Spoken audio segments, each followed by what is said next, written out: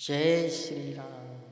यो ज्योतिषं वेद सा वेदं सर्वं शकुन शास्त्र। ज्योतिष शास्त्र की दृष्टि में शकुन का भी बड़ा महत्व है।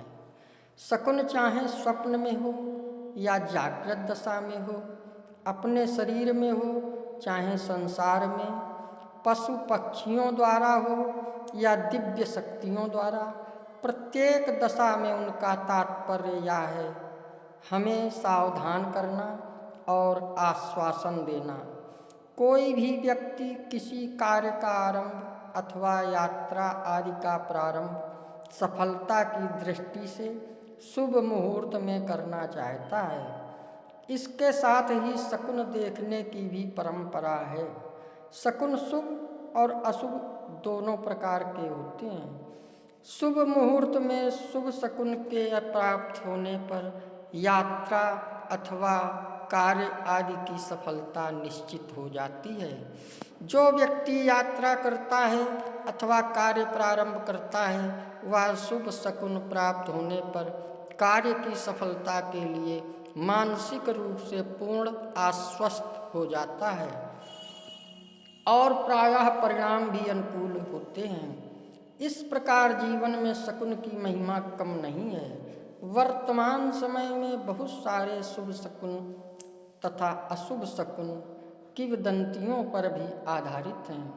ये किंवदंतियाँ प्रायः शकुन शास्त्र के अनुसार परंपरा से बंध गई हैं। सामान्यतः यात्रा के समय सवत्सा गौ सामने से आती है हो, सौभाग्यवती स्त्री अपने पुत्र को गोद में लेकर आती हो, किसी वृद्ध व्यक्ति का शव समारोह पूर्वक बाजे गाजे के साथ आता हो, जल से भरे हुए 2 घड़े मार्ग में मिलते हों अथवा दही से पूर्ण पात्र दिखे तो इन्हें अपने दाहिनी ओर करके जाने पर यात्रा शुभ होती है। ये शुभ शकुन है। इसी प्रकार अशुभ शकुनों की भी सूची है। यात्रा के समय यदि कोई एक चक्षु काना व्यक्ति मार्ग में मिल जाए, कोई नाई अपने औजार के डिब्बे के साथ मिल जाए, कोई विधवा ब्राह्मणी खाली घड़ा आदि मार्ग में मिल जाए अथवा कोई छींक दे तो अशुभ शकुन की सूचना मानी जाती है।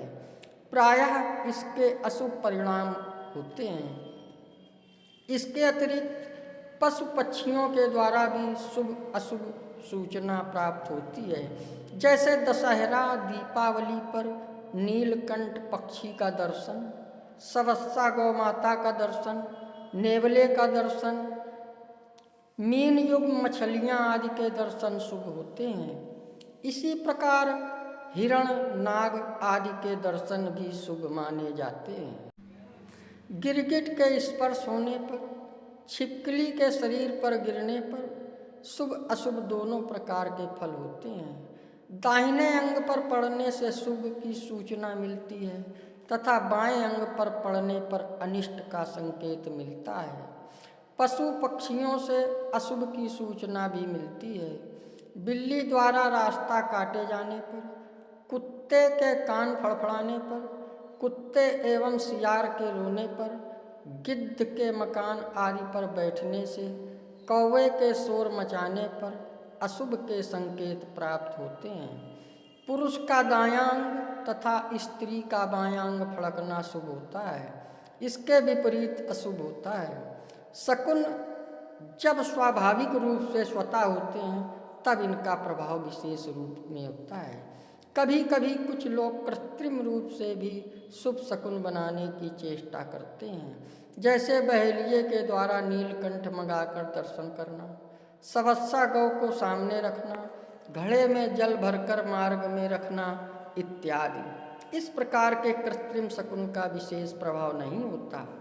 कुछ विचारवान व्यक्ति अपशकुन होने पर यात्रा को कुछ समय के लिए स्थगित कर देते हैं। इस प्रकार इसका परिहार भी हो जाता है। हिंदू संस्कृति में शकुन शास्त्र का बहुत व्यापक प्रभाव है और यह एक प्रकार से अनुभूत विद्या है। ये था शकुन शास्त्र। अगर आप हमारे चैनल में नए आए हों तो सब्सक्राइब कर लें, लाइक करें, शेयर करें। जय श्री राम।